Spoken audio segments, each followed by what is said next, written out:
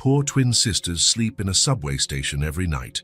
A lonely billionaire discovers the reason and starts to cry. The New York City subway was no place for unaccompanied children. Noah Matthews knew that. He also knew it was none of his business. After all, New York had its own codes of conduct, and mind your own business was at the top of the list. Even so, he couldn't help but notice them. Two little girls, always on the same blue bench on the east platform of Grand Central Station, always at the same time, 6:47 p.m., when his private train arrived, always with the same posture, sitting with legs dangling, not reaching the floor, large eyes scanning the flow of people like tiny sentinels awaiting orders. The first time, Noah just registered their presence. The second time, he found it curious. The third time, he began to wonder why two small children, the older couldn't be more than 7, would be alone in one of the busiest stations in the city. On the fourth time, he changed his routine. Noah wasn't a man who altered habits. His driver dropped him off at the same spot every morning. The private train took him directly to the building, housing the headquarters of Matthews Technologies. The same lunch arrived at his desk at 12:30 p.m., and the same train took him back at 6:45 p.m. Never 6:44, never 6:46. His clean energy technology empire was worth $23 billion, and every minute of his schedule carried that weight. But that day, he did something different. He left 2 minutes before the final meeting. "Mr. Matthews, we haven't finished reviewing the Asia numbers," said Carter, his CFO, surprised. "Finish without me," he replied, grabbing his jacket. Employees exchanged confused looks. Noah Matthews never left early, never interrupted meetings, never changed his routine. On the train, he checked his messages without really reading them. His mind was elsewhere. Why did these children bother him so much?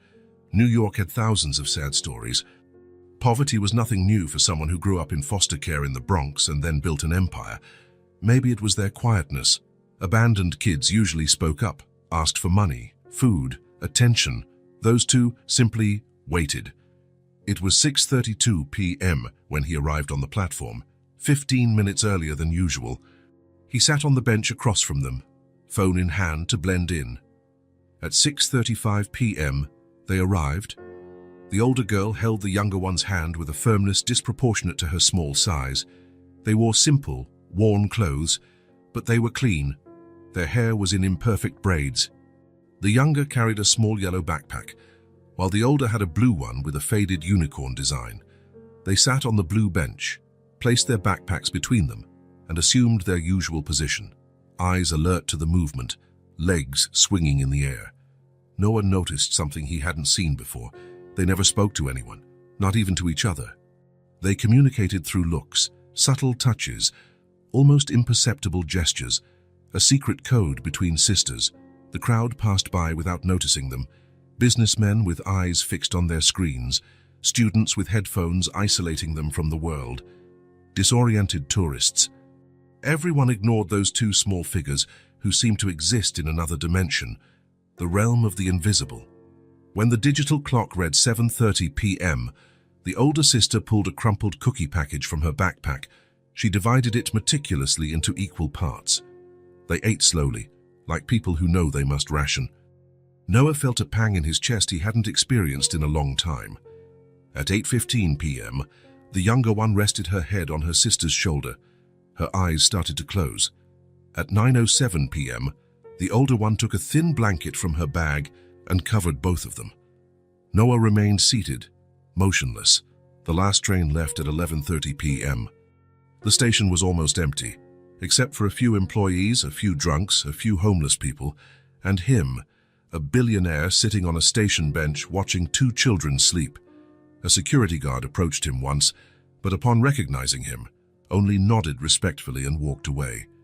Being one of the richest men in the city had its advantages. At 5:45 a.m., Noah was still there when they woke up. The older girl methodically organized their belongings, took the younger one to the public restroom, and they returned to the same bench. He then realized they hadn't left the station. They lived there. Noah Matthews had 3 residences, a 900-square-meter penthouse in Manhattan, a mansion in the Hamptons, and a villa in Portofino, Italy. All impeccable. all practically empty. Just him and the echo of his own footsteps. At 6:15 a.m., the station started to fill up again. The cycle began anew. Noah stood up, straightened his suit, wrinkled from the sleepless night, and walked across the platform. He stopped in front of them. The older girl instinctively pulled the younger one closer. Her eyes, brown, he noticed, the same shade as his, stared back with a mix of distrust and fierce dignity. "Good morning," said Noah, feeling strangely nervous. Multi-billion-dollar negotiations didn't make him nervous, but talking to two small children did. They didn't answer. "Are you waiting for someone?" he asked, knowing how foolish that question was. They were always waiting. The older girl remained silent, but the younger one spoke, her voice so soft that he had to lean in to hear. "Our Mum." Noah nodded, as if that made perfect sense. "Is she going to be long?" The older one finally spoke, her voice too firm for someone so little. "Mom went out to find food. She told us to wait."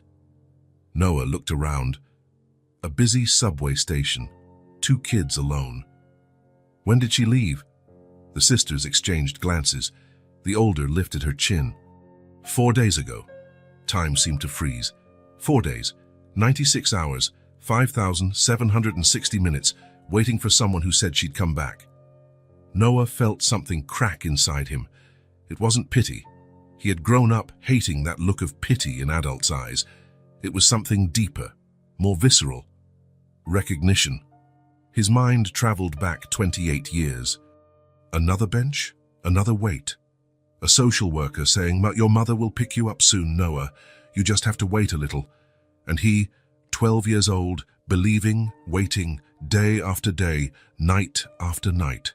She never came. He felt his eyes burn, his vision blur. "Mister, are you crying?"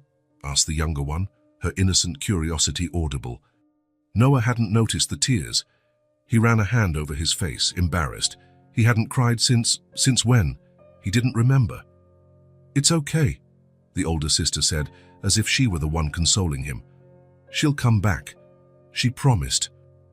The conviction in her voice, that childish certainty that adults keep their promises, that mothers always come back, stabbed him like a knife. "What's your name?" Noah asked, his voice hoarse. "Maya," replied the older one, "and this is Luna." Luna smiled shyly, revealing a missing front tooth. "You're rich, right? Your clothes look like the men on TV." Noah looked at his crumpled Italian suit and felt ridiculous. "Yes, I'm comfortable." Maya studied him with eyes far older than her body. "If you're rich, why are you sad?" The question caught him off guard. How could that child see through decades of carefully constructed masks? "Sometimes people are sad, even if they have money," he answered honestly. Maya nodded, as if confirming something she already suspected. "Are you hungry?" Noah asked, changing the subject. Luna looked at Maya, waiting for permission. Maya hesitated, weighing options and responsibilities too big for such small shoulders. "We have cookies," she finally said, opening her backpack to show an almost empty package. "How about we have a proper breakfast?" Noah suggested, pointing to the station's coffee shop. "Your mum won't mind if you eat while you wait, right?" Maya bit her lip, calculating risks. "We can't leave this spot. What if she comes back and can't find us?" Noah felt that ache in his chest again. "I can bring the food to you then." He returned 15 minutes later with a tray of waffles, scrambled eggs, orange juice, and milk. The girls ate like they hadn't had a proper meal in days, which was probably true. Noah sat beside them in silence. Thousands of thoughts crossed his mind. Should he call the authorities? Social services? Would it do any good? Would the system that failed him actually work for them? "Are you going to tell someone about us?" Maya asked, as if reading his mind. Noah hesitated. "You can't stay here forever." "It's not forever," she argued. "Just until Mom comes back." He wanted to say maybe the mother wouldn't come back, wanted to explain that adults sometimes leave and never return, wanted to talk about waiting that never ends, but he couldn't. Not in front of those eyes that still believed. "How do you manage here?" he asked. Maya shrugged, as if surviving alone in a subway station was perfectly normal. "There's a bathroom we can use. The lady who sells coffee sometimes gives us sandwiches when she has extra. There's a drinking fountain, and we're careful with strangers." "How did you know you could trust me?" Luna answered, surprising him. "Your eyes are sad like ours." Noah blinked, disarmed by the simplicity of her observation. The station's digital clock showed 7:32 a.m. Fast under normal circumstances, he'd already be in his office, reviewing reports, leading the first meeting of the day. Instead, he was sitting on a station bench next to two orphaned girls, even if they didn't yet realize they were orphans. "I need to go to work now," he said, standing up. "But I'll come back later to see how you're doing." Maya nodded, unconvinced. "Adults always promise to come back." "You won't go anywhere, right?" he asked. Luna smiled. "We never go anywhere. We just wait." Noah felt her words like a physical blow, because he understood, he deeply understood, what it was to wait for someone who wouldn't come. When he left the station, the New York morning sun hit him with unusual force. The world outside was exactly the same as before. People rushing to work, coffee being served, horns blaring. But something had changed. For the first time in decades, Noah Matthews took a deep breath and felt more than the usual emptiness. He felt a purpose being born, unexpected and inevitable. Today he would return to that bench. And maybe, just maybe, 3 people who knew the pain of waiting could find something different together. 3 days had passed since Noah first found Maya and Luna. 3 days in which his formerly unchanging routine was completely transformed. His secretary, Diane, noticed the change immediately. "Mr. Matthews, your meeting with the Chinese investors is set for 7 tonight. Should I confirm?" she asked, peeking through his office door. Noah looked at the clock. It was 4 p.m. "Cancel," he replied, not lifting his eyes from the documents. Diane blinked, confused. Cancel a meeting with the Chinese investors? The Noah she'd known for 8 years would never do that. "Mr. Matthews, this is the Shenzhen Group. They came specifically—" "I said cancel, Diane," he interrupted, this time looking at her. "Reschedule for tomorrow morning. I have an unmissable appointment at 6. Diane nodded and left quietly. In the glass corridors of Matthews Technologies, rumors began to circulate. First, he'd left a key meeting early. Then he arrived late for the first time in years. Now he was canceling appointments. Some speculated he was ill. Others guessed he planned to sell the company. The romantics suggested that perhaps Noah Matthews, the eternal bachelor, had finally found someone. No one suspected that that someone was actually 2 small children in a subway station. At 5:45 p.m., Noah walked into the nearest department store. He felt completely out of place among teddy bears and colorful pajamas. A sales associate approached, smiling. "Can I help you, sir?" Noah realized he didn't know what to buy. What size clothes did a 7-year-old wear and a 5-year-old? "I need things for children," he said, sounding as lost as he felt. The associate laughed. "What kind of things? We have a whole section." "Blankets." He remembered how thin the blanket Maya carried was. Warm blankets, and maybe toys, books. For a boy or a girl? What age? Girls, one around 7, the other about 5. The associate's smile softened. "First time shopping for your daughters?" Noah wanted to correct her, but the word stuck in his throat.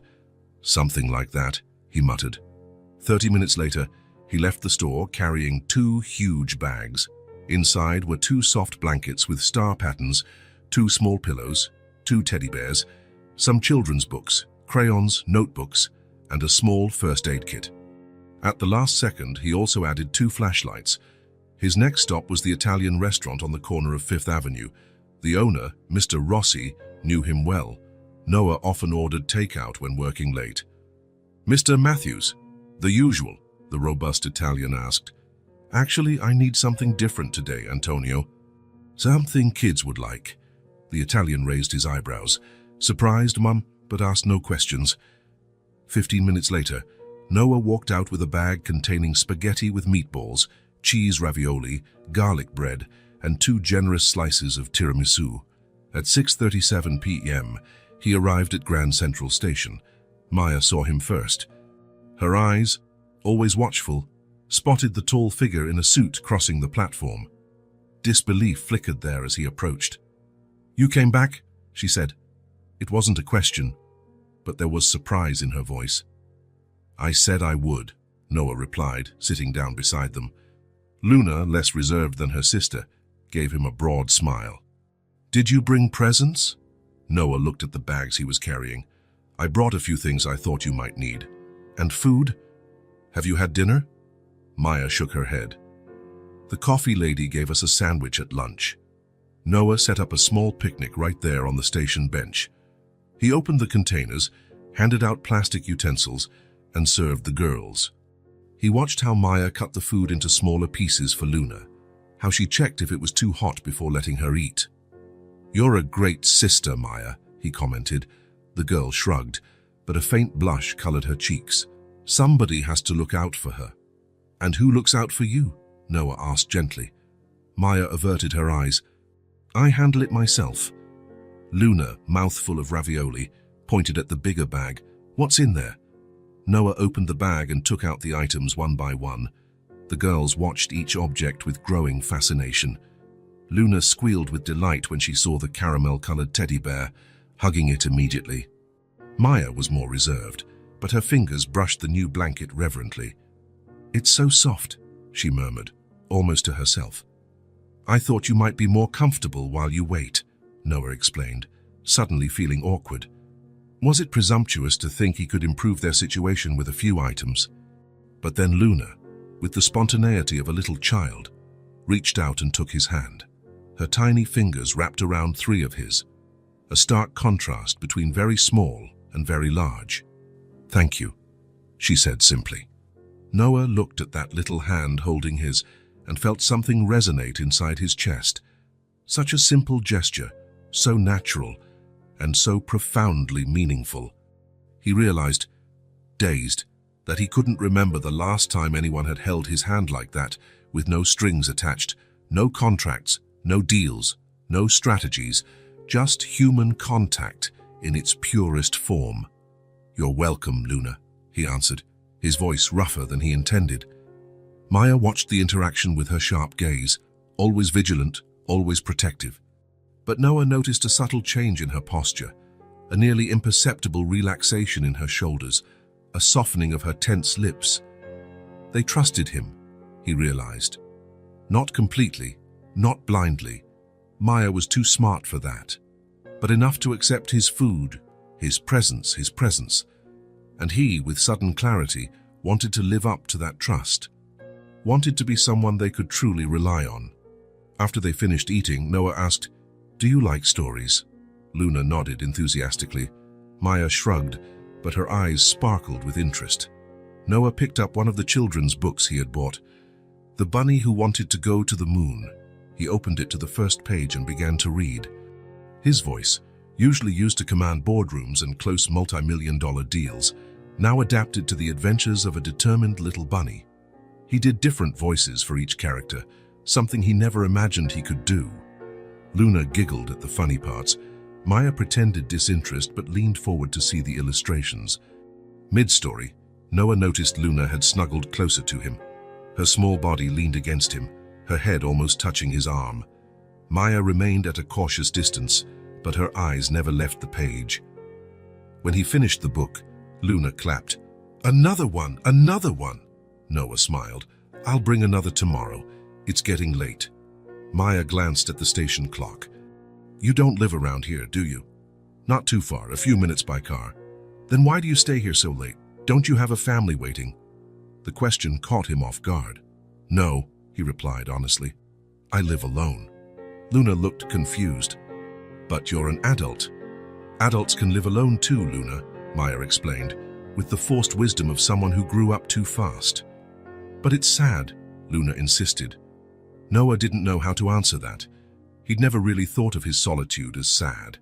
It was just the way things were, an empty apartment, silent nights, mornings with no one to say good morning. "Sometimes it is," he finally admitted. Maya studied him with those eyes that saw far beyond her years. "Is that why you keep coming here? Because you're alone too?" Noah felt the impact of that simple question. Was that why? Was he seeking company in someone else's misfortune? No, it was more than that, much more. "I come back because I care about you," he replied, surprised by his own honesty. "And because I know what it's like to wait." The words hovered between them, laden with meaning. No one spoke for a few moments, but something was shared in that silence. Mutual recognition, understanding. When Noah stood to leave, Luna clutched his arm. "You'll come back tomorrow." "I will," he promised. Maya still looked skeptical. "People always say they'll come back." Noah crouched down to her level.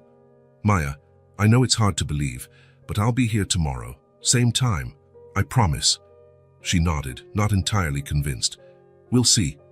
And he did come back. The next day, and the day after that.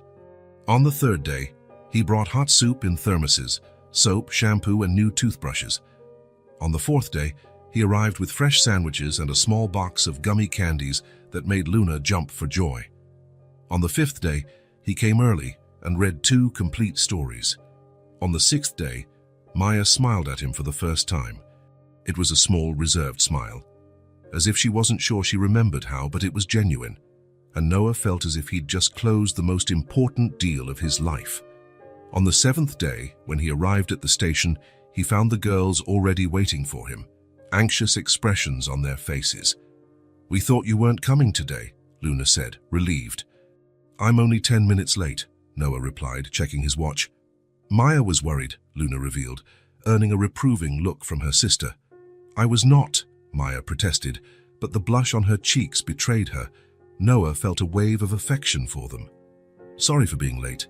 I had a meeting that ran longer than expected."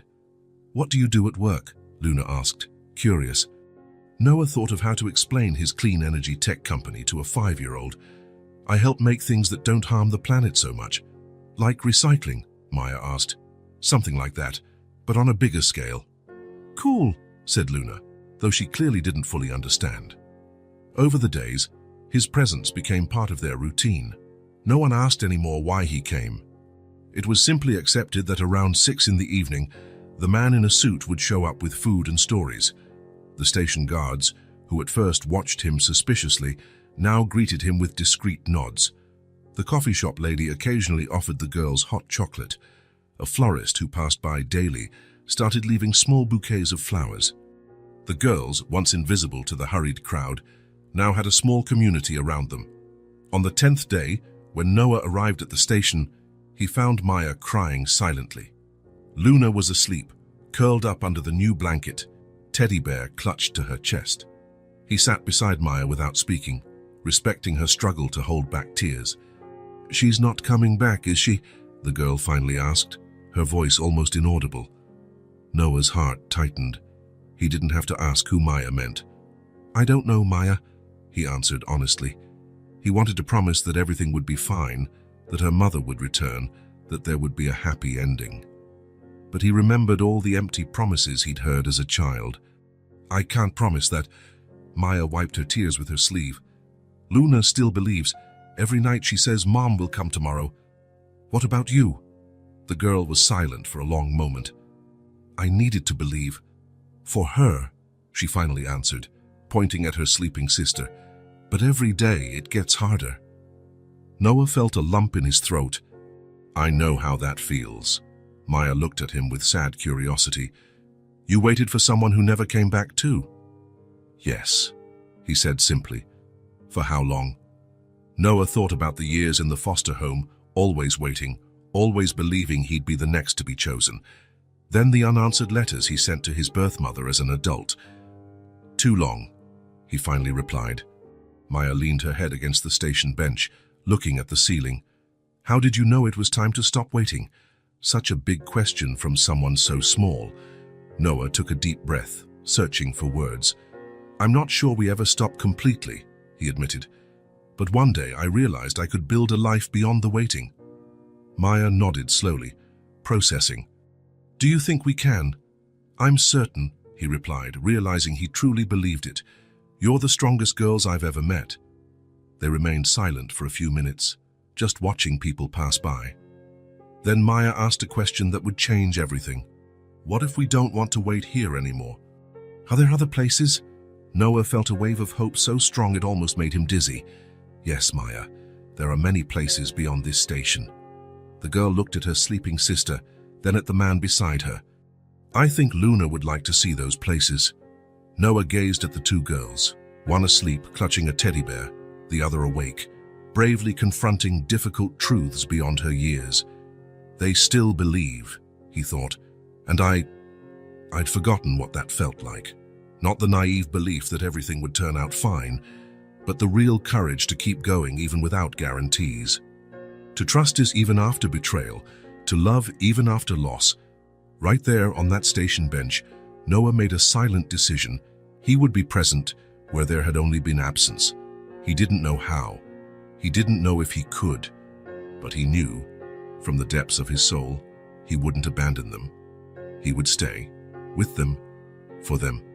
The hope he saw in their eyes, even amid so much pain, reignited something inside him he thought he'd lost forever. New York was known for sudden storms that could turn blue skies into black in mere minutes. Meteorologists had warned of this particular one, the biggest of the year, they said, but no one expected such fury. Noah was stuck in a meeting when the first thunder rumbled. From his office on the 47th floor of the Matthews Tower, he had a prime view of the spectacle. Dark clouds swallowing skyscrapers, lightning slicing the sky like cracks in a broken mirror. "Looks like we're in trouble," Diane commented, walking into his office with some paperwork. "Subway lines are already reporting delays." Noah looked at the clock. 5:38 p.m. The girls would be waiting for him. "Cancel my dinner with the Japanese investors," he said, abruptly standing. "But Mr. Matthews, they came all the way from Tokyo just—" "Tell them I have a family emergency," he interrupted, already grabbing his coat. Diane frowned, confused. A family emergency? Noah Matthews had no family. Everyone in the company knew that. "All right, sir," she replied, preferring not to question him. Noah strode across the building's main lobby with purposeful steps. Outside, the storm was already in full force. Rain fell in thick sheets, nearly horizontal in the wind. A doorman tried to hand him an umbrella, but it would be useless against that gale. "Is your car waiting, Mr. Matthews?" asked the doorman. "No, I'm taking the subway," he replied, surprising the man. "With all due respect, sir, I don't think that's a good—" But Noah was already plunging into the storm. The rain struck him like a wall, soaking his $3,000 Italian suit in seconds. The wind bit his face, and thunder boomed so close he could feel it in his chest. Normally, it took him 7 minutes to reach the entrance of Grand Central Station. Today, fighting the gale, it took almost 20. By the time he finally reached the staircase to the underground, he was so drenched that water dripped from his clothes, forming puddles at his feet. The station was in chaos. Hundreds of people were crowded inside, waiting for the storm to subside. Announcements about delays and cancellations echoed over the loudspeakers. Noah pushed through the crowd, heading for the platform where Maya and Luna always stayed. When he saw them, his heart tightened. The platform was partially flooded. The drainage system, never designed for so much water, couldn't keep up. The girls were stranded on their usual bench, which had turned into a sort of island. Water was rising around them, already a few inches deep. They were huddled together, arms wrapped around each other, visibly trembling. The blankets Noah had brought days ago were soaked, useless against the cold. Luna's face was buried against Maya's chest, the older sister's arms protectively around her. "Maya! Luna!" he called, running toward them. Maya looked up, and the relief in her eyes nearly knocked Noah over. "You came," she said, voice trembling. "Of course I did," he replied, reaching them. "You're drenched." Luna lifted her face. Her lips were slightly blue, her teeth chattering. "The ceiling is leaking," she explained, pointing above where small cascades poured from cracks in the concrete. Noah looked around. The water continued to rise. Employees rushed back and forth, trying to organize an evacuation. An announcement blared over the loudspeakers. "Attention passengers. Due to flooding, Grand Central Station will close in 30 minutes. Please proceed to the exits in an orderly fashion." He made an instant decision. "You can't stay here. Come to my place." Maya's expression was a mix of distrust and desperation. Mom said not to leave the station. Noah crouched, bringing himself level with her eyes, even though his knees sank into the icy water. Maya, look around. The station is closing. Everyone has to leave. You'll come with me just until the storm passes. Then we'll come back, I promise. The girl bit her lip, calculating her options. A deafening thunderclap made Luna scream and bury her face against her sister again. Fine, Maya finally agreed, but just until the storm's over. Noah nodded. Only until then. Grab your things. Swiftly, he helped them pack their few belongings into backpacks. Luna's teddy bear was soaked and dripping. The books he'd brought were ruined by the water. Come on, little one, he said to Luna, extending his arms. To his surprise, she came without hesitation, letting him lift her. She was trembling so much he could feel the vibrations in his own body. Maya held his free hand, and the three of them began the journey out of the station. Outside, the storm hadn't weakened. Noah spotted a taxi stopping to drop off passengers and dashed toward it, still carrying Luna and pulling Maya. Upper East Side, he told the driver, climbing in quickly with the girls, Park Avenue and 73rd. The taxi driver glanced in the rearview mirror, noticing the drenched children. Crazy storm, huh? He remarked. Looks like you got caught off guard. Worse than that, Noah replied, wrapping his arms around the girls, trying to warm them. The taxi crawled through the flooded Manhattan streets. What should have been a 15-minute ride dragged into nearly an hour. Luna had fallen asleep in Noah's arms, exhausted and still shivering from time to time. Maya kept her eyes on the window, watching the submerged city. I've never been in a taxi before, she commented quietly. Noah looked at her, surprised. Never. She shook her head. Mom said it was too expensive. Another piece of the puzzle that was their life. Noah wanted to ask more, but resisted. It wasn't the time. Finally, the taxi stopped in front of an imposing Art Deco building. Noah paid the fare, leaving a generous tip, and stepped out still carrying Luna, with Maya clinging firmly to his hand. The doorman raised his eyebrows upon seeing him with two children, but quickly composed himself. Good evening, Mr. Matthews. Good evening, Frank. I'll need some extra towels, please. Right away, sir. In the private elevator that led directly to his penthouse, Maya remained silent, taking in the new surroundings.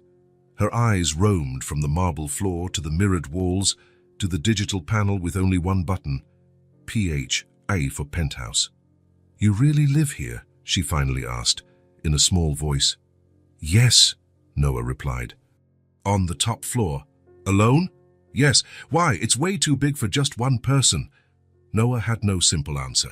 Why, indeed, did he need a 900-square-meter penthouse all to himself? He'd never questioned it before. I guess I never really thought about it, he answered honestly. The elevator doors opened directly into the apartment's entry hall. Maya gave a small gasp of surprise. The space was impressive even by New York standards. Double-height ceilings, glass walls offering a panoramic view of the city, hardwood floors, minimalist and elegant furniture. It looked like something out of an architecture magazine, impeccable, luxurious, and completely impersonal. Let's get out of these wet clothes, Noah said, guiding her inside. I'll find something dry for you to wear. They followed him down a hallway to a guest room that had never been used. Carefully, Noah placed Luna, still asleep, on the king-size bed that seemed to swallow her tiny body. Will you stay with her a minute? I'll grab towels and dry clothes. Maya nodded, sitting beside her sister. She looked tiny in the enormous room, a fragile figure against the backdrop of opulence. Noah quickly gathered what was needed: soft towels, 2 of his t-shirts, which could serve as nightgowns for the girls, some warm socks. He hesitated, then also grabbed his old Columbia University sweatshirt, thinking Maya might use it as a robe. When he returned to the room, both girls were awake. Luna was looking around with wide eyes, as if she'd woken on another planet. Where are we? She asked, still drowsy. At Noah's place, Maya answered. Just until the storm passes. Noah handed them the towels and dry clothes. The bathroom's over there, he pointed. You can take a hot shower if you'd like. When the girls disappeared into the bathroom, Noah headed to the kitchen. He'd never been much of a cook, but he knew some basics. He put a pot of soup on to warm. prepared a few grilled cheese sandwiches, and heated some milk for hot chocolate. The sound of running water echoed through the apartment that, for the first time, didn't feel so empty. 20 minutes later, the girls reappeared, transformed. Their faces were flushed from the hot shower, hair damp and clean. Drowning in Noah's oversized t-shirts, they looked even smaller, but somehow more at ease. Maya had the Columbia sweatshirt on top, the sleeves rolled up multiple times to free her hands. "Better?" asked Noah. Luna nodded enthusiastically. "The shower was so warm." "And the soap smelled nice," added Maya, seeming a bit embarrassed to show enthusiasm. "Come eat," Noah invited, indicating the kitchen table where he'd set up a simple meal. They sat, eyes lighting up at the sight of the food. Luna immediately went for the hot chocolate, leaving a brown mustache above her lips. Maya tasted the soup cautiously, then began to eat with real appetite. "This is good," she admitted between spoonfuls. After they finished, Noah led them to the living room. The storm still raged outside, occasional lightning illuminating the dramatic city view. But inside, it was warm, dry, and safe. He turned on the TV, finding a cartoon channel. "You can stay here tonight," he said. "Tomorrow, when the storm is over, we can go back to the station." Luna, already curled up on the huge leather sofa, nodded absent-mindedly, hypnotized by the colorful animation on the screen. Maya, however, gave him that serious look so disproportionate to her age. "Thank you," she said simply. Noah settled into the armchair beside them, watching the two. The rain pounded against the windows with fierce intensity, but inside the apartment, a warmth that wasn't just from the heaters began to spread. Later, when the cartoon switched to an animated movie, Luna asked, "Is this your real house?" Noah smiled. "Yes, it is. It's really big. And pretty." "Thank you. You're lucky," she said, looking around. "We never had a house like this." The simplicity of her observation caught Noah off guard. "What was your home like?" he asked gently. Luna looked at Maya, as if asking permission to speak. The older girl hesitated, then shrugged as if to say, "Go ahead." "In the beginning, we had an apartment," Luna said. "It was tiny, but it had a big kitchen window. I liked watching the birds. But then we had to leave," Maya continued in a neutral tone, as if telling a story that wasn't theirs. "Mom said she couldn't pay rent anymore." "Where did you go?" Noah asked, his heart aching. "All kinds of places," Maya replied. "We stayed at a friend's place for a while, but her husband didn't like kids. Then we stayed in a shelter, but it was noisy and Mom couldn't sleep. Then..." She hesitated. "Then we lived in the car," Luna finished with that innocent honesty that knows no shame. "It was cramped, but Mom made it feel like an adventure. She said we were secret explorers." Noah felt a knot in his throat. "And after the car..." Maya looked down at her hands.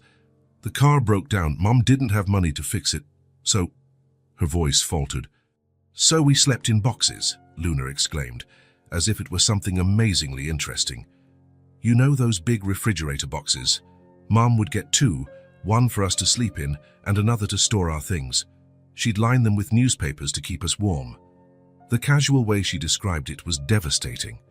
Noah wanted to say he was sorry, wanted to promise they'd never go through that again, wanted to guarantee everything would be all right.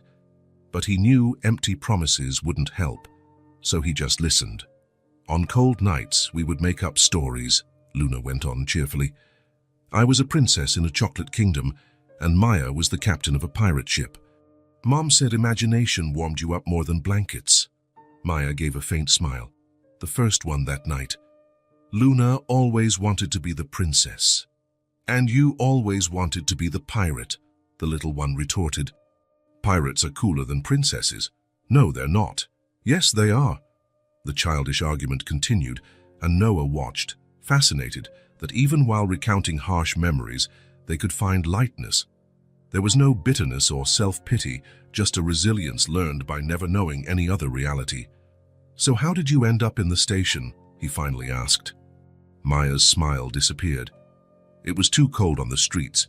Mom took us to the station one day and said we'd just warm up a bit. We liked it there. It was warm, there were bathrooms, and some guards were nice to us, so we started staying longer. Until Mom went out to look for food, Luna said, yawning, and told us to wait. And you waited, Noah said softly. Yes, Maya replied. We're still waiting. The weight of those words hung in the air, louder than the thunder outside. Noah said nothing. There was nothing to say. He simply reached out and gently stroked Luna's hair. She was already drifting off again. Maya watched the gesture with her keen gaze. You're different from other adults, she said. How so? You don't keep saying everything will be fine. You don't make promises. Noah smiled sadly. Promises are easy to make, hard to keep. Mom made a lot of promises, Maya said, so softly he almost didn't hear. The animated film continued on TV, bright colors and loud sounds contrasting with their somber conversation. Luna was fully asleep now, curled up on the couch.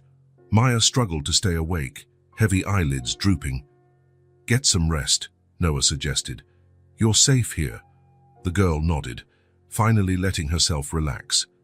In a few minutes, she was also asleep, her head resting on the sofa's arm. Noah fetched soft blankets and gently covered them.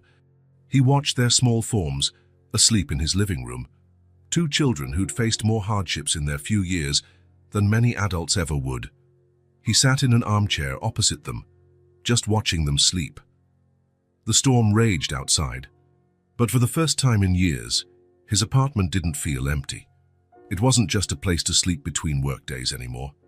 What started as temporary shelter from the rain was becoming something else entirely, something he'd never truly experienced in any of his 3 luxurious residences. A home. And he, who had grown so used to his own loneliness, as one gets used to a chronic condition, felt something new growing in his chest, an affection that went beyond pity or charity, a need to protect that surpassed moral obligation. Noah Matthews, the billionaire who'd built an empire but never a home, fell asleep in that armchair, keeping watch over 2 children who weren't his, but were somehow filling the empty spaces in his life. Outside, the storm raged on, but for the first time in a long while, he didn't feel alone. 3 weeks had passed since the stormy night. The girls went back to the station the next morning, as Noah had promised, but something had changed. An invisible, undeniable bond had formed between them. Noah's visits remained daily, but now there was a routine. He arrived at 6 and brought dinner and stayed until 8. On weekends, he came earlier and stayed later. His secretary no longer questioned the fixed appointments he made at the end of each day. His co-workers grew accustomed to his new habit of leaving on time. Nobody knew that the powerful CEO of Matthews Technologies spent his evenings on a subway bench reading stories to 2 homeless children, and he preferred it that way. On that Thursday, the sky threatened another storm, not as strong as the previous one, but enough to make the air heavy and humid. Noah arrived at the station carrying extra umbrellas and a bag of Thai food.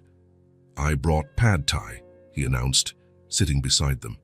And ice cream for dessert. Luna clapped excitedly. Gradually, the younger girl had become more expressive, more childlike. In the beginning, she'd been shy and reserved, as if she'd learned not to take up space. Now she ran to hug him and chatted non-stop when he arrived. Maya, on the other hand, remained more reserved, more watchful. But even she had relaxed. She smiled more. Sometimes she even made jokes. And her eyes no longer carried constant distrust. While they ate, Noah asked about their day. It was a little ritual they'd developed that normalized the encounter, like any regular family dinner. The flower shop lady brought roses today, Luna said between bites of noodles.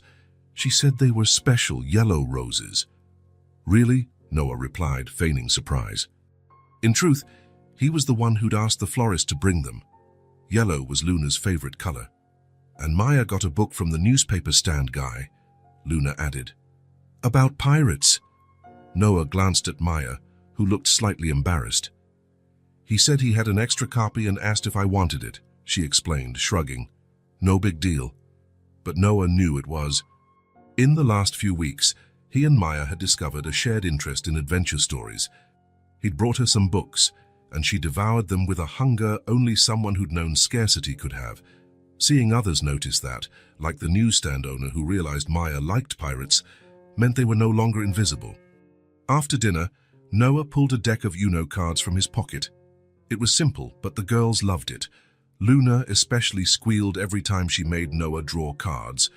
Evening wore on amid laughter and playful teasing. The game ended with Luna victorious, jumping with glee. It was nearly time for Noah to leave when the first drops of rain started outside. "Looks like it's going to pour," he remarked, glancing at the dark sky at the station entrance. "Do you have to go?" Luna asked, visibly disappointed. Noah hesitated. Should he invite them to stay at his place again? Part of him wanted to. Another part feared he was crossing boundaries, creating expectations he might not fulfill. Maya, always attuned to others' emotions, sensed his internal conflict. "We'll be okay here," she said. "We've been through storms before." "I know you can handle it," Noah replied. "You're the strongest people I know." He said it without condescension, with genuine admiration. Maya noticed, and a faint blush tinged her cheeks. They remained silent for a few moments, just listening to the rain intensify outside. Noah knew he needed to leave, but his feet refused to move. Then Maya, in a rare moment of vulnerability, asked the question, "Do you live alone?" The question surprised Noah, not for its content but for its timing. They already knew he lived alone. They'd been to his apartment. But he realized that Maya wasn't asking about his current situation. She was asking about his life, his story. "Yes," he replied after a pause, "I've lived alone for a long time." "Why?" Maya persisted. "You're nice and rich," she added, with a child's bluntness. Noah gave a small smile, though it didn't reach his eyes. "I wasn't always rich," he began, surprising himself with his willingness to share. "I grew up in foster homes, many of them." Maya and Luna stared at him with wide eyes. This was new information. "Like us?" Luna asked, confused. "Similar," Noah responded. "I waited too. I waited for my mother to come back for me.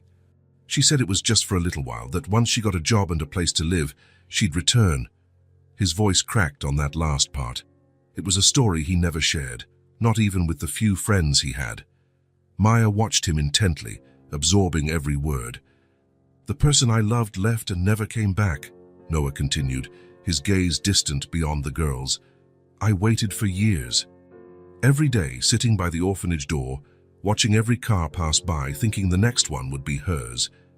The station seemed to grow quiet, as if the place itself respected his confession." "What happened then?" Maya asked softly. "I grew up," Noah said simply. "I studied hard, got scholarships, worked long hours, built my company from scratch. I thought if I were successful enough, if I had enough money." He stopped, realizing how futile that thought was. "I thought it would fill the emptiness. It didn't." The words lingered between them, heavy as the rain pouring outside. Noah avoided looking at the girls, afraid of what he might see in their eyes. Pity, perhaps, or worse, disappointment at discovering their hero had scars as deep as theirs. Then something unexpected happened.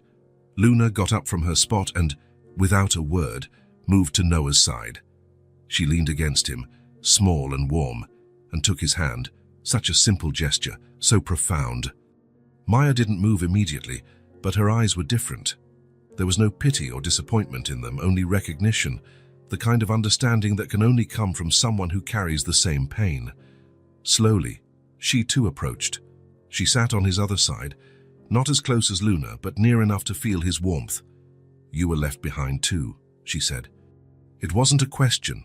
Noah felt something break inside him, something he had kept rigid and controlled for decades. Top executives didn't cry. Billionaires didn't show weakness. But there, on that station bench, between two children who had lost everything except each other, he felt the tears coming. "Yes," he whispered. "I was." Luna squeezed his hand. In a surprising move, Maya rested her head on his shoulder. None of them said anything else. They didn't need to. Something profound was shared. Something beyond words, beyond logic. It wasn't pity, or a competition over who had suffered more. It was pure recognition of a common ache. Noah realized with sudden clarity that this was the first time someone truly understood. Not like his therapists, who analyzed his trauma clinically, not like his few friends and who offered hollow words of comfort, but true understanding, born from the same wound. The rain continued to fall outside, but within that small circle formed by the three of them, a strange peace took hold. A peace that doesn't come from the absence of pain, but from the certainty of not bearing it alone. In that moment, Noah knew he would never be the same. These two children, who'd come from nowhere, had filled a space that billions of dollars couldn't reach. Now none of them were alone, none of the three. Frank Morelli's office was on the 5th floor of an old building in downtown Manhattan. A discreet sign on the door read simply, "Morelli Investigations," with no frills or grand promises. Noah had chosen Morelli because of his reputation for discretion and efficiency. A former NYPD detective, he now worked on his own, finding people who didn't want to be found. "So, Mr. Matthews, who exactly are we looking for?" Morelli asked. Pen poised over a notepad. Noah shifted in the uncomfortable chair. It felt strange to be there. For weeks, he'd considered this decision. Calling Morelli had been harder than closing the biggest deal of his career. "A woman, I don't know her full name." "I only have the first name her daughters mentioned, Eliza." Morelli raised his eyebrows. "That's not much to go on." "I know," Noah admitted, "but there are some circumstantial details." He explained the situation. Two girls abandoned at Grand Central Station. Their mother who had left to look for food and never returned. He mentioned what he knew of their life before. The lost apartment, living in a car, nights spent in boxes. "Did they mention any specific neighborhood? Any school they attended?" the investigator asked. "Luna mentioned a rainbow school at some point, but I'm not sure if it's a real name or something she made up." Morelli typed notes. "How long have they been at the station?" "From what I understand, almost 2 months now." "And how long have you known them?" 1 month. The investigator studied Noah with a seasoned look that made guilty people squirm. "Why are you looking for the mother, Mr. Matthews?" The question caught Noah off guard, not because it was unexpected, but because he wasn't entirely sure of the answer himself. "It's the right thing to do," he finally replied. "Those kids belong to their mother." Morelli continued to watch him. "That all?" Noah took a deep breath. "I want to know if she really abandoned them or if something happened to her." "They deserve to know." The investigator nodded, seeming satisfied with the answer. "I'll need photos of the girls, full names, if possible. Maya and Luna Lopez, at least that's the surname Maya mentioned once. I don't have photos, but I can describe them." As Noah provided details, Maya, 7, dark brown hair, brown eyes, serious beyond her age. Luna, 5, lighter hair, big eyes, always smiling. He felt uneasy. He was helping find someone who could take away what had become most important in his life. "I'll start working on this right away," Morelli said, wrapping up the meeting. "I'll check schools, shelters, hospitals. If this woman's in New York and wants to be found, we'll find her." And if she doesn't, Noah thought. But he kept that question to himself. Life went on while Morelli investigated. After the rainy night, Noah convinced the girls to spend weekends at his apartment. It wasn't difficult. Memories of the hot shower, fresh food, and a cozy bed were too tempting. "Only until we find your mom," he'd said. The girls agreed, though Maya still insisted they return to the station on weekdays, just in case their mother came back. Gradually, the apartment began to change. The first transformation was subtle, a purple toothbrush and a pink one in the guest bathroom, then a small pair of slippers by the door, a children's book on the coffee table, a colorful drawing on the fridge, held up by a magnet. One Saturday morning, Noah woke to the sound of laughter coming from the kitchen, a sound his apartment had never known. He found Luna trying to make pancakes, flour everywhere, while Maya tried to help keep the batter in the bowl. "We wanted to make breakfast," Maya explained when she saw him, worried about his reaction. Noah smiled. "Can I help?" It was the first time they cooked together. Noah discovered he wasn't so bad in the kitchen when he had company. Luna was clumsy but enthusiastic. Maya, meticulous and perfectionist. He fell in the middle, balancing both extremes.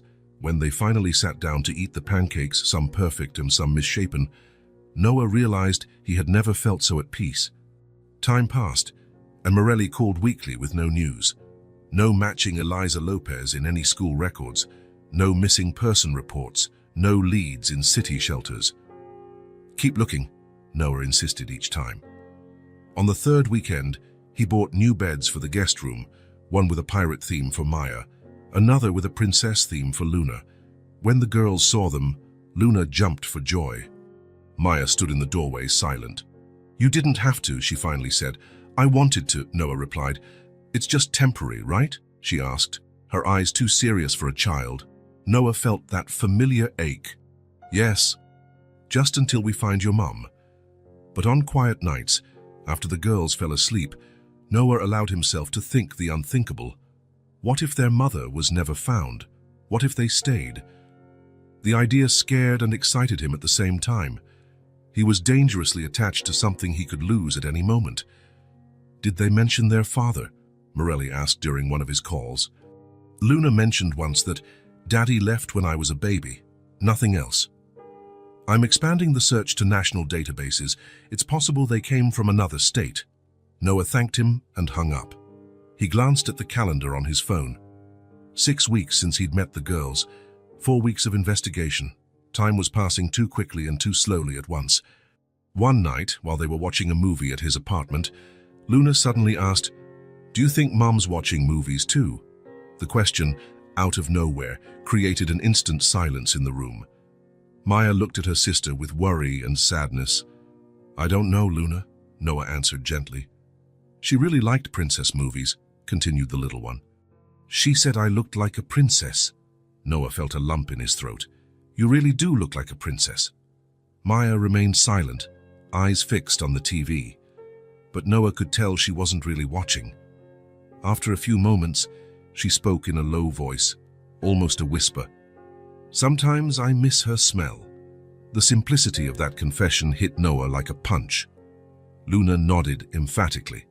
"She smelled like flowers," the younger one added. "Even when we didn't have a home, she always used those little perfume samples she got." Noah listened, absorbing every detail about a woman he'd never met, but whose absence now shaped his life. "What was she like with you?" he asked gently. Luna smiled. She told the best stories. "And she sang when we couldn't sleep." Maya paused before speaking. "Most of the time, she was good. Sometimes she'd get really sad. She'd stay in bed all day. Or get really anxious, talking fast, making wild plans. But she loved us," Luna quickly added. "She always said so." Noah nodded, thoughtful. The portrait forming was of a woman fighting her own demons, possibly mental health issues, worsened by poverty and stress. "You miss her a lot," he said, putting an arm around Luna. Maya observed him with those always perceptive eyes. "You're still looking for her, aren't you?" He was surprised. He had never mentioned Morelli or the investigation to them, not wanting to raise false hopes or fears. "How did you know?" he asked. "I heard you on the phone once," she explained, "talking about shelters and schools." Noah hesitated, then opted for the truth. "Yes, I'm looking for her. I thought you'd want to know what happened." Maya nodded slowly. "Thank you." Just one word, but laden with meaning.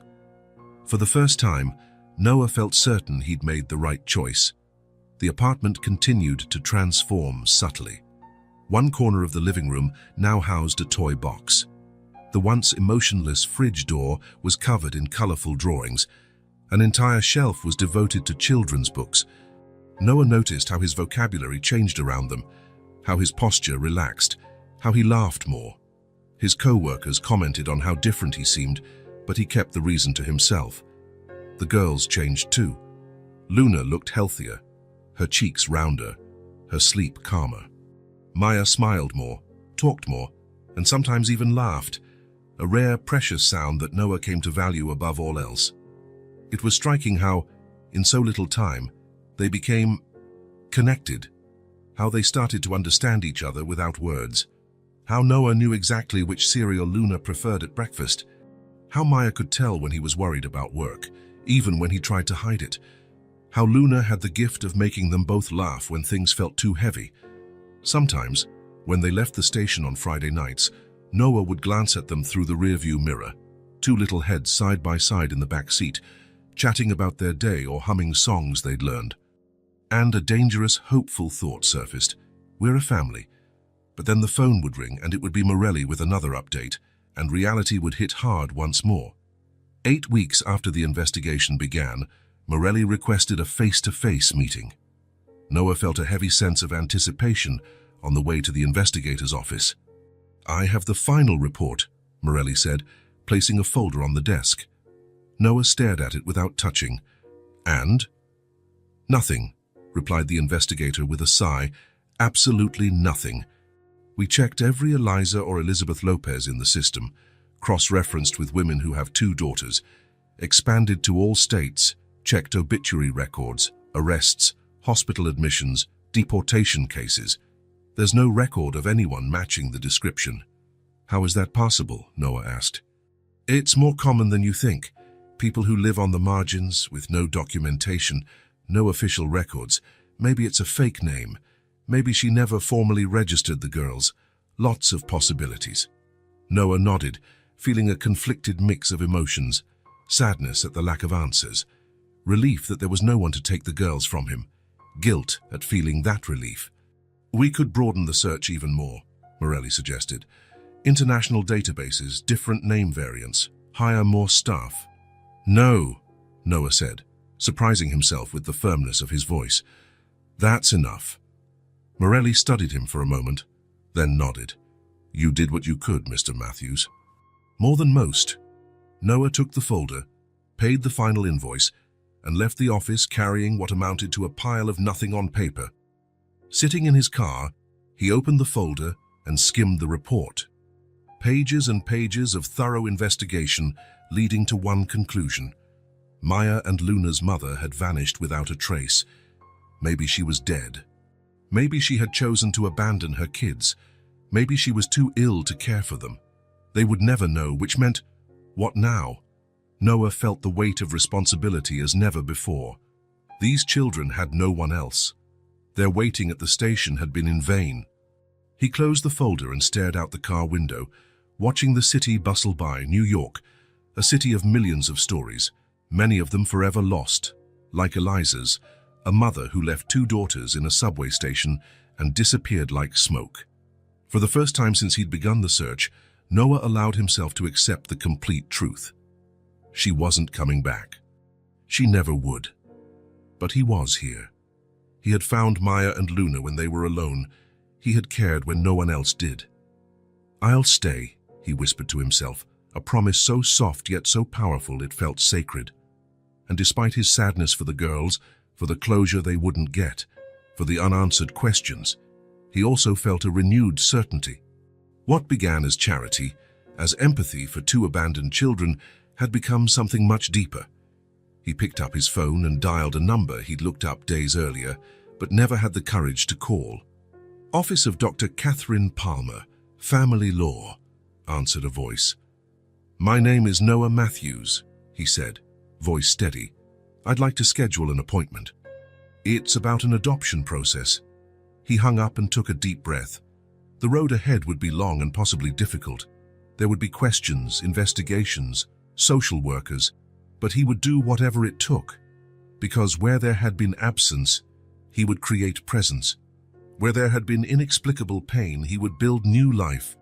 He put the folder in the glove compartment and drove home, where 2 little girls would be waiting, drawing at the kitchen table, counting the hours until he arrived, as they did every day. To them, he would be the one who comes back, the one who stays, the one who chooses to stay every single day. The Office of Child Services in New York County was located in a drab building downtown. Gray walls, plastic chairs, artificial plants, trying in vain to add life to the environment. Noah sat in one of those uncomfortable chairs, a folder of documents on his lap, waiting for his name to be called.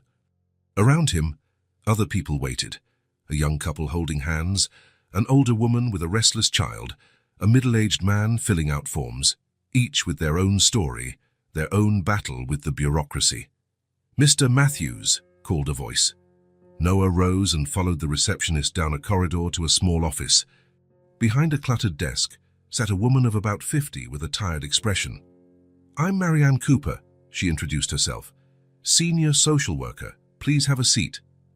Noah obeyed, noticing the dozens of photos of children decorating the walls, some formal, some candid, children of all ages and backgrounds. Past cases, he assumed, lives she had helped guide. "So, Mr. Matthews, I've read your preliminary information," Cooper began, opening a file on her computer. "You found 2 girls abandoned in a subway station about 3 months ago, correct?" "Yes," Noah answered. "Maya and Luna Lopez. And you've been taking care of them since?" "Initially, I visited them at the station. Then they started spending weekends at my apartment. Now they live with me full-time, although—" he hesitated. "Although with no official documentation." Cooper nodded, unsurprised. "And you tried to locate their mother?" "I hired a private investigator. He did an extensive search but found nothing. No records, no leads."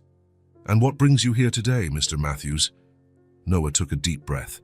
"I want to make the situation official.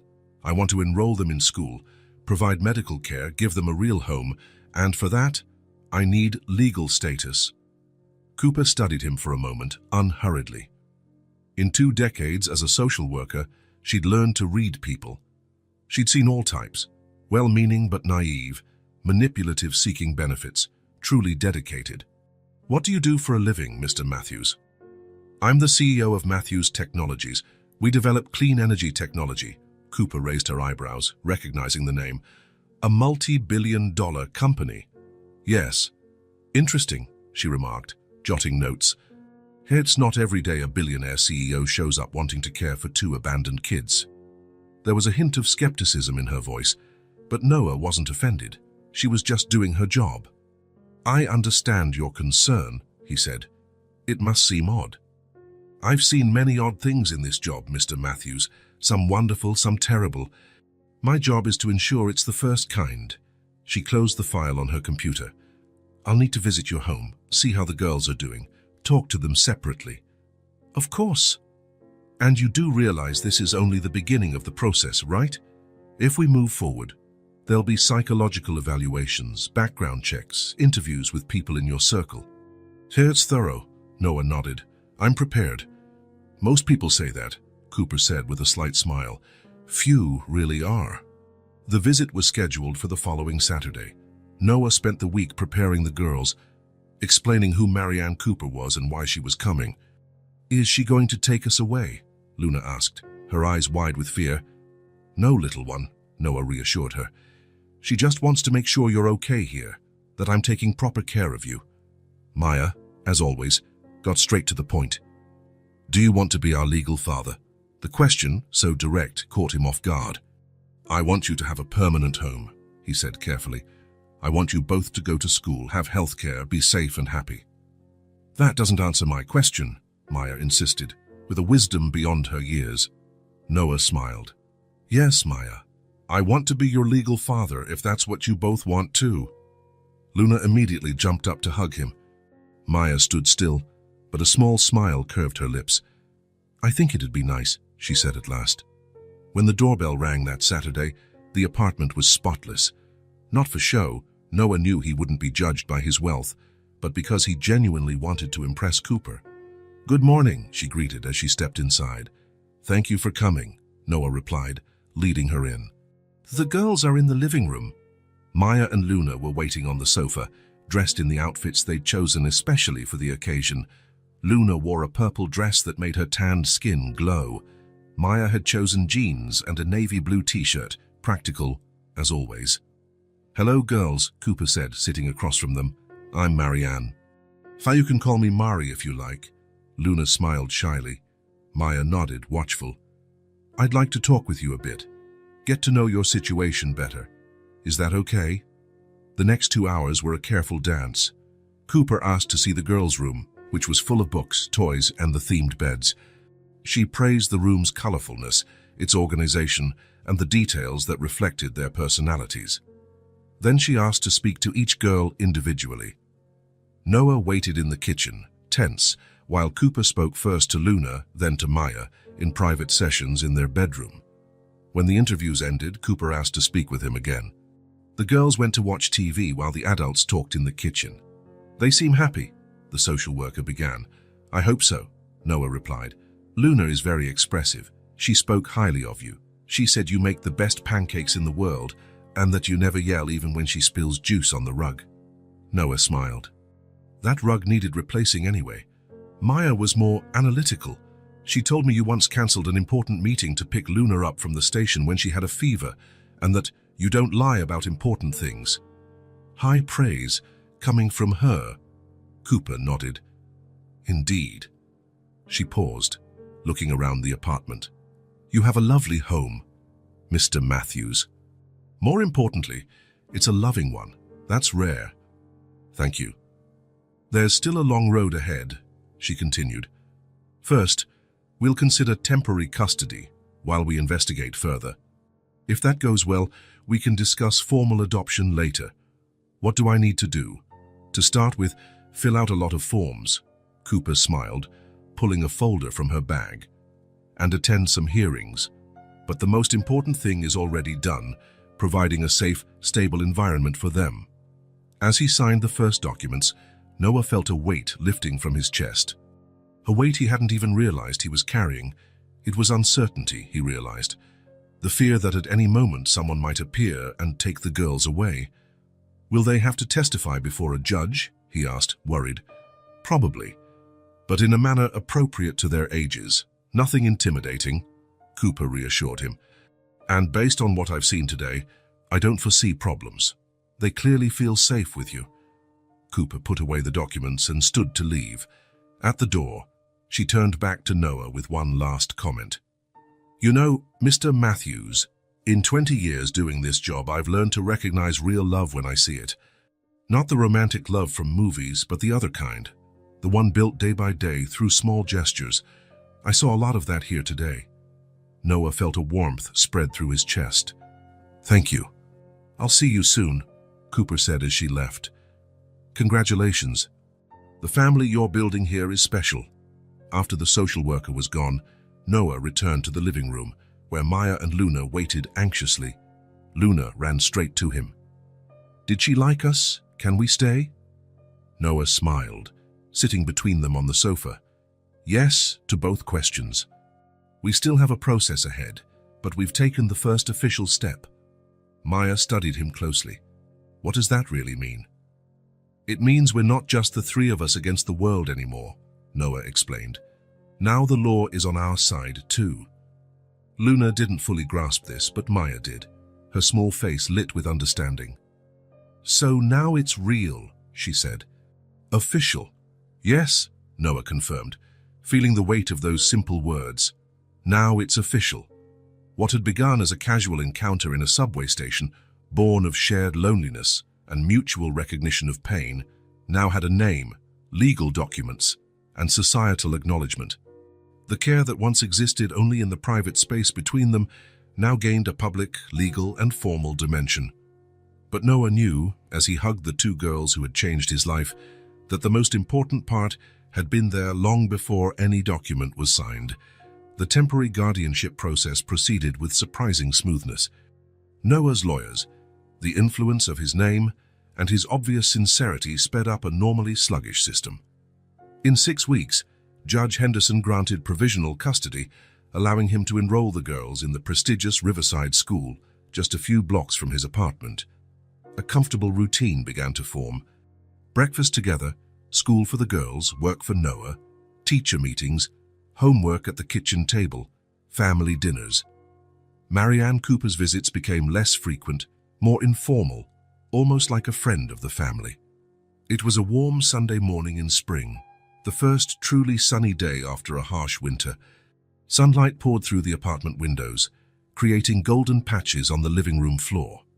"It's perfect outside," Noah remarked, looking up at the cloudless sky. Luna, who was arranging a seashell collection on the coffee table, a gift from Cooper on her last visit, looked up. "Can we go to the park?"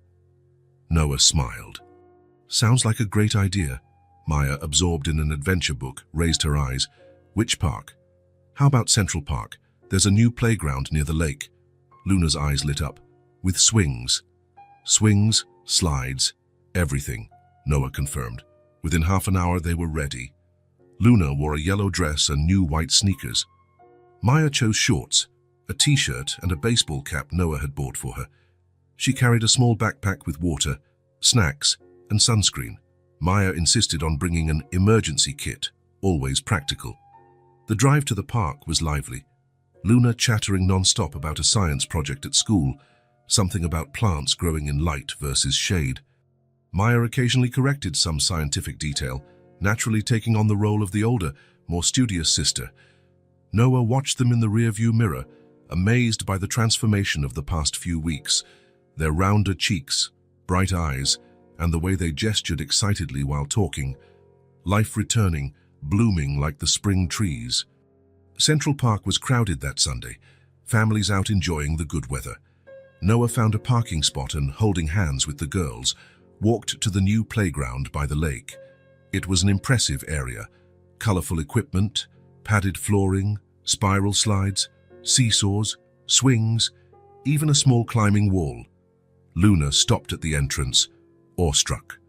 Wow, Maya tried to hide it, but her eyes widened with anticipation. Go ahead, Noah said, smiling.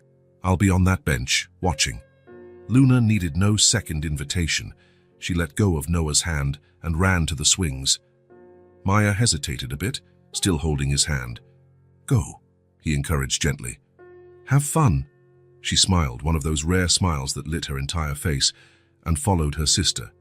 Noah sat on a bench under a large tree, perfectly positioned to see the entire playground.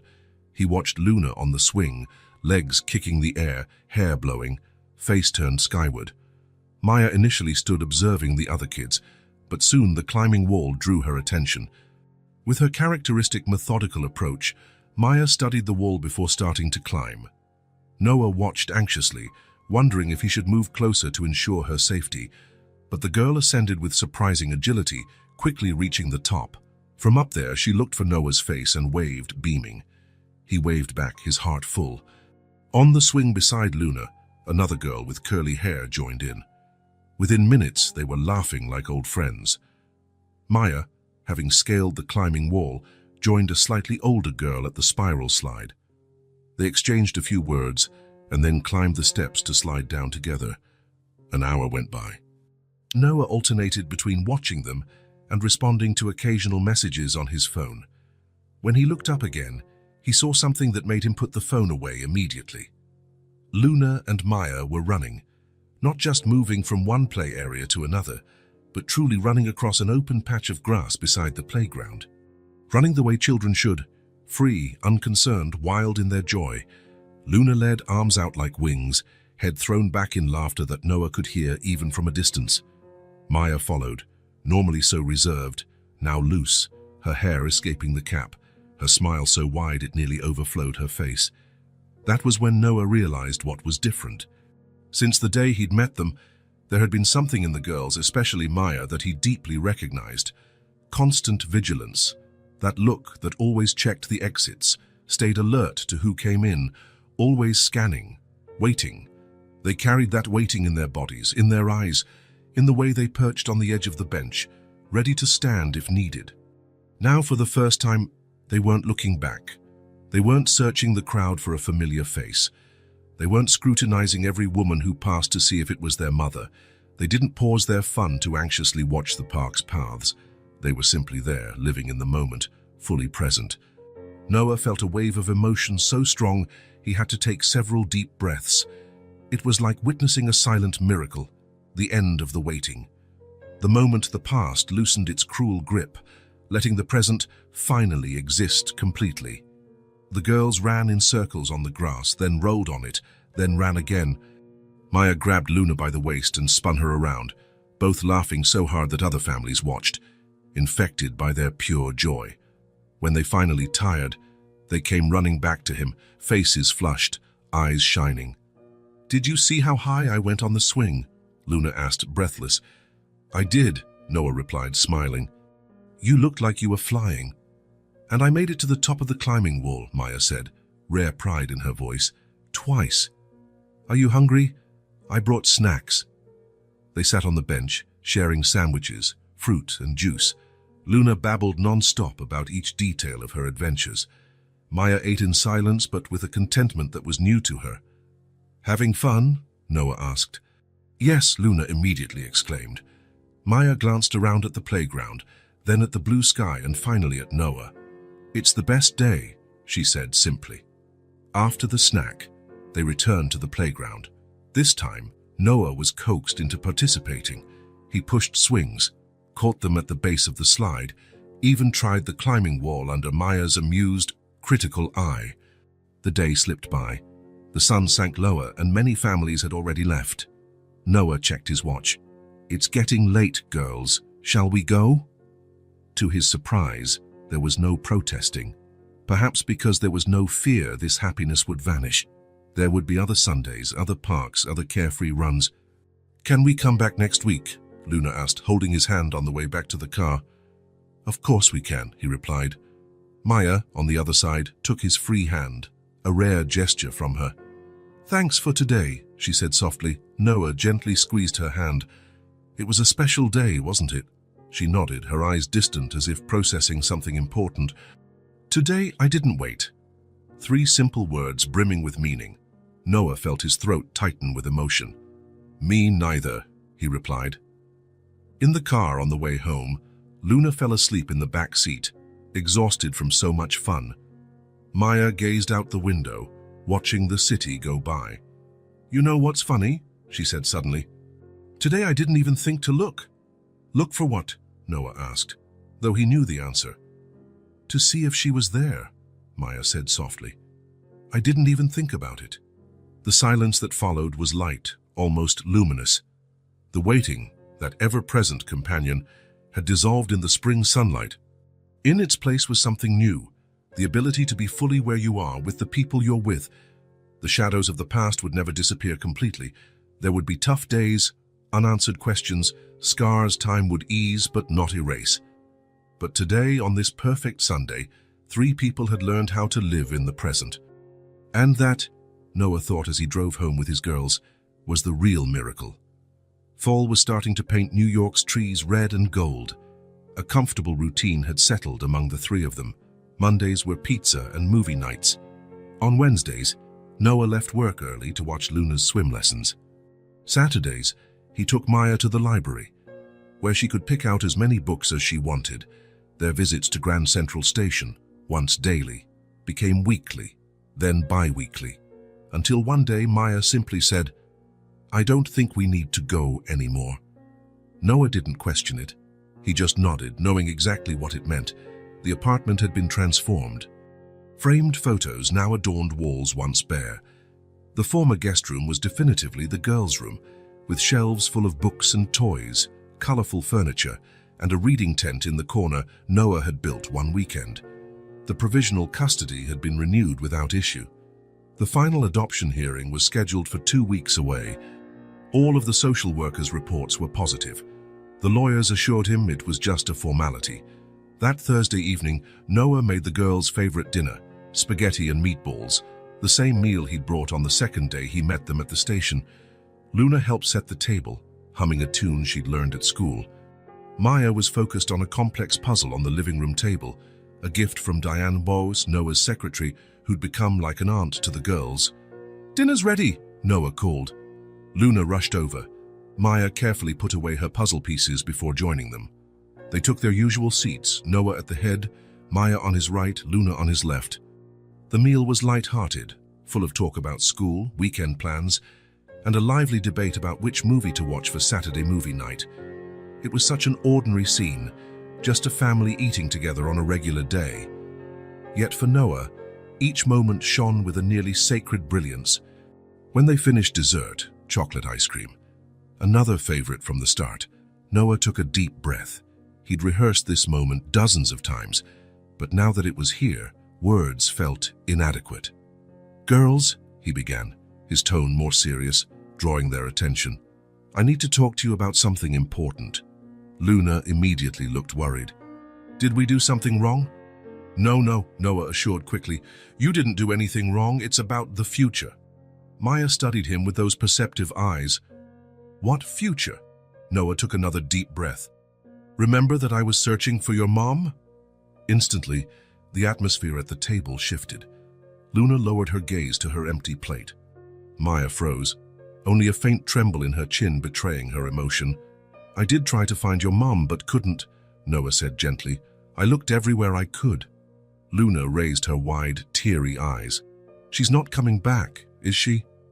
I don't know, little one, Noah answered honestly. I can't promise she'll never come back.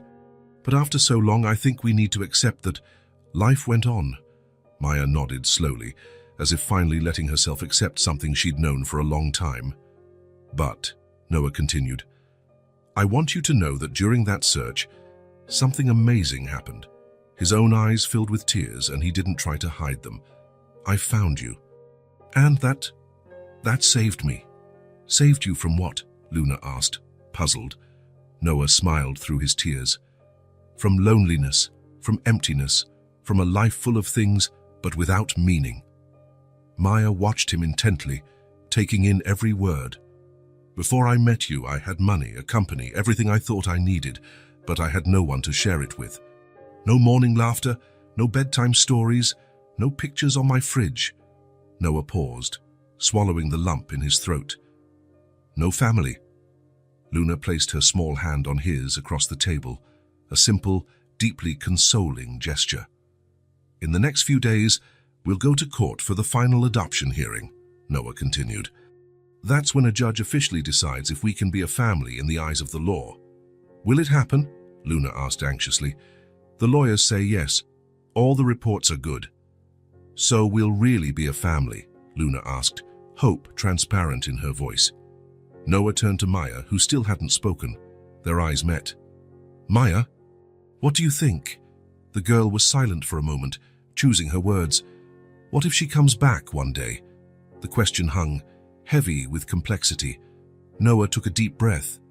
If she ever comes back, we'll face it together, he replied. You'll always be her daughters too, that will never change. Maya nodded, seeming satisfied with that answer. But what I want to ask you, Noah continued, his heart pounding, is whether you want me to be your dad, officially, not just legally, but for real. If you want us to be a family, not just on paper, but in our hearts. The silence that followed felt like it contained the entire universe. Noah felt as if time had stopped, as though everything depended on this single moment. Then, to his surprise, Maya spoke first. When you're sad, you make a sound in your throat. It's not quite a sigh, it's more like a She mimicked the sound softly. Noah blinked, confused by the sudden shift. And you always place the fork on the left side of your plate, Maya went on. And when you're focused, your forehead wrinkles in 3 lines here. She pointed to her own brow. When Luna has nightmares, you sing that song in Italian, even though you don't really know the words, and you keep her favorite cookies on the top shelf, thinking she can't reach them. Luna smiled, nodding. But I can reach them. And you leave the hallway light on even though it wastes power, because you know I don't like total darkness, Maya finished. Tears were streaming freely down Noah's face now. What are you saying, Maya? The girl exchanged a glance with Luna, a silent communication only sisters shared. Then both looked at him. We already feel like we are, Maya said simply. Are what? Asked Noah, though he already knew. A family, Luna replied, as if it were the most obvious thing in the world. Right there at the dinner table, dishes still on it, chocolate ice cream melting. A conversation that would change their lives. Noah Matthews realized what it truly meant to be rich. Then, he said, voice trembling with emotion, will you let me be your dad officially? Luna jumped from her chair and ran to hug him. Yes, yes, yes. Maya rose more calmly, but her smile was radiant. She walked around the table and joined the hug, the 3 of them forming a perfect circle. Yes, she said softly. We accept. The New York County Family Court was in an imposing building downtown. On that Friday morning, Noah, Maya, and Luna climbed the marble steps with nervous excitement. The girls wore new dresses, chosen especially for the occasion, Noah wore his best suit. In the waiting room, they met Marianne Cooper, who greeted them warmly. "Ready?" she asked. "We've been ready since that first day at the station," Noah replied. The courtroom was a welcoming space designed for family cases. Judge Carson, a middle-aged woman with kind eyes, presided. "Good morning, everyone," she greeted. "We're here to finalize the adoption of Maya and Luna Lopez by Mr. Noah Matthews." The process was surprisingly quick. The judge reviewed the reports, asked the girls a few questions, all answered enthusiastically. "Mr. Matthews," Judge Carson said, "the court has thoroughly reviewed your case. All reports indicate you have provided a stable, loving, and safe home for these children." Noah nodded, too emotional to speak. "There's the matter of the surname," the judge continued. "Will they keep Lopez or adopt Matthews?" Noah looked at the girls.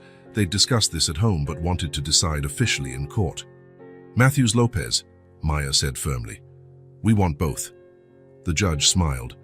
"An excellent choice. Preserves the past while embracing the future." She signed the final documents with a golden pen. "By the power vested in me by the state of New York, I declare this adoption process complete.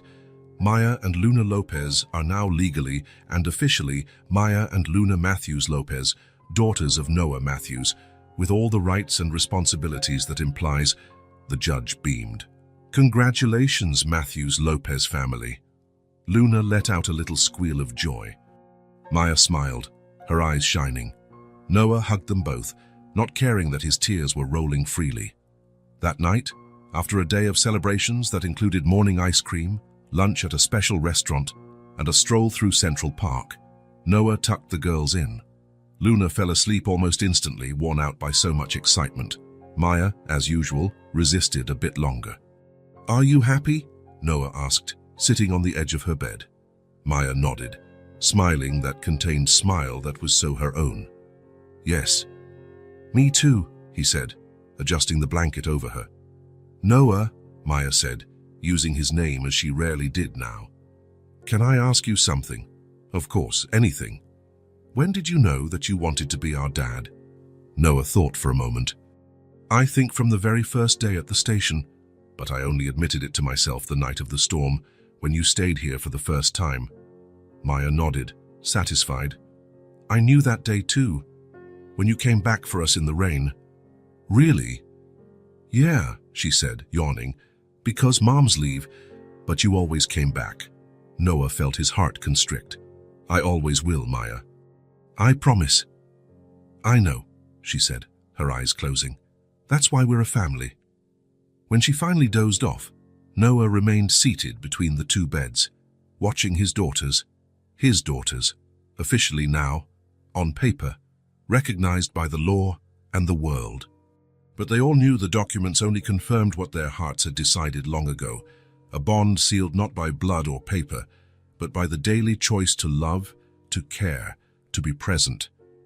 In that quiet moment, between the day ending and the future beginning, Noah Matthews finally understood what it meant to be part of something bigger than himself. 3 distinct lives, 3 different stories, now woven into a single narrative. 1 heart in 3 bodies. The adoption was approved. Documents signed, rooms prepared, school arranged. But nothing changed as much as what had already changed inside them, the unwavering certainty that they had each other. Now they were a family in the legal sense too. But the love had been official long before that. 6 months had passed since the official adoption. The apartment, once a reflection of Noah's professional success, now pulsed with a different energy, the energy of a true home. On the walls, alongside expensive artwork, hung colorful drawings. In the cabinets, amid crystal glasses, were plastic cups with princesses and superheroes. On the Italian leather sofa, handcrafted pillows from the school's art classes. It was a Sunday in spring. In the kitchen, Noah and Luna were making pancakes, a sacred Sunday tradition. Luna, wearing her purple apron, was officially in charge of adding the chocolate chips, a job she took very seriously. "More chocolates, Dad?" Noah still smiled every time he heard that word. "I think we already have enough chocolate to sink a ship, kiddo." "There's never enough chocolate," she replied, sneaking in a few more chips when he turned around. In the living room, Maya sprawled on the sofa, reading aloud to her one audience member, her stuffed rabbit, Mr. Ears, strategically placed to listen to every word. At 9, Maya had discovered a passion for writing and was now creating her own pirate stories. After breakfast, they sat together on the couch. It was bad movie day, another tradition. Films so bad they became funny. Today's selection was Attack of the Flying Sharks, Maya's pick, which made Luna hide her face at the scary parts, even though the special effects were hilariously awful. Later, Noah sat on the floor while Maya taught him how to braid Luna's hair. "Dad, it's all crooked," Luna complained, checking in the mirror. "I'm doing the best I can," he protested, laughing. "Give me a few more weeks of practice." Evening came, bringing the usual routine: bath, pajamas, bedtime stories. Noah kissed Luna's forehead and was about to switch off the light when she grabbed his arm. "Do you think we'll stay together forever?" she asked, her big eyes serious in the dim light. Noah sat down again on the edge of the bed. Maya, across the room, pretended to keep reading, but her ears were obviously tuned in. "We already have stayed," Noah replied softly. "Now we just keep doing it." The simplicity of his answer dispelled all complexities. Luna smiled and closed her eyes. Maya shut her book and looked at Noah, giving him that small smile that said everything. In that quiet room, 3 hearts beat in perfect unison. Together, they had done the hardest part: finding each other, recognizing each other, choosing each other. The rest, as Noah had said, was just continuing. If this story touched your heart, subscribe to the channel and turn on notifications so you don't miss the next ones. Leave a like because it helps this story get recommended to more people. See you in the next story.